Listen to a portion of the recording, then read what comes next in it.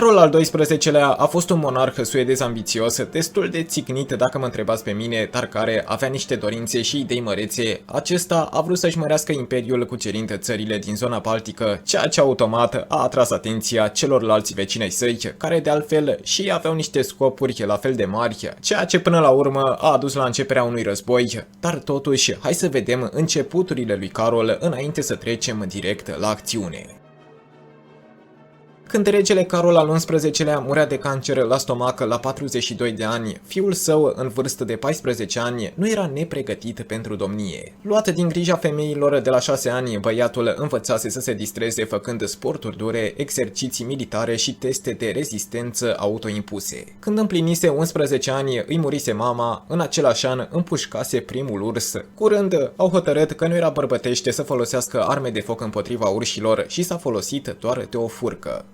Viciul principal al lui Carol, care până la urmă i-a adus și sfârșitul, era victoria pe câmpul de luptă. Acesta îl luase drept model pe Alexandru cel Mare, a cărui biografie a purtat-o cu el toată viața. Acesta s-a autoîncoronat public la vârsta de 15 ani. Carol a picat pradă cu timpul unui nou viciu, și anume alcoolul. Acesta bea până nu mai putea, iar în beția lui cu sabia tăia capete de oi, până când camerele palatului său deveneau o fântână de sânge. Suveranii din Danemarca, Polonia, Saxonia și Rusia, auzind toate aceste lucruri despre tânărul monarh, au conspirat și au profitat din plină de această situație. Toate cele trei țări au hotărât să invadeze Suedia. În anul 1700, o alianță compusă din Rusia, Saxonia și regatul dano-norvegian au declarat război Imperiului suedez. Dornic de a crește prestigiul și puterea statului său, Carol a organizat o armată cu peste 70.000 de ostași. Inițial, monarhul suedez a obținut victorii strălucite precum cele de la Narva pe 30 noiembrie 1700 și Fraustadt pe 13 februarie 1706. În anul 1708, Carol a invadat Rusia, acțiune militară ce s-a sfârșit printr-o înfrângere devastatoare a suedezilor și o victorie impresionantă a rușilor conduși de țarul Petru la Poltava.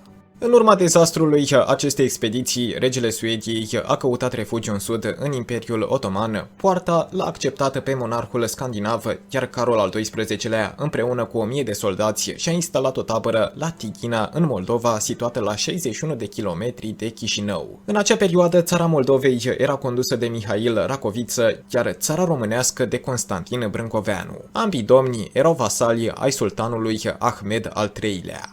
În luna octombrie anului 1709, Racoviță a fost arestată și trimis la Constantinopol, acesta fiind acuzat de monarhul nordic de o alianță secretă cu țarul rus. Planul lui Carol era următorul: de la Tighina să participe și să influențeze jocurile politice din Europa de Est, inclusiv intervenirea în politica principatelor dunărene. Marea sa speranță era instigarea Imperiului Otoman în a declara război țarului rus. Senatorii din Stockholm, care cărmuiau Suedia în locul său, când încercau să zică ceva împotriva ambițiilor regelui, Carol le scria că le va trimite una din cizmele sale să domnească asupra lor. Spre mulțumirea regelui scandinav, Poarta a declarat război Rusiei pe 20 noiembrie 1710, turcii întemnițându-l pe solul rus Tolstoi în închisoarea celor 7 turnuri.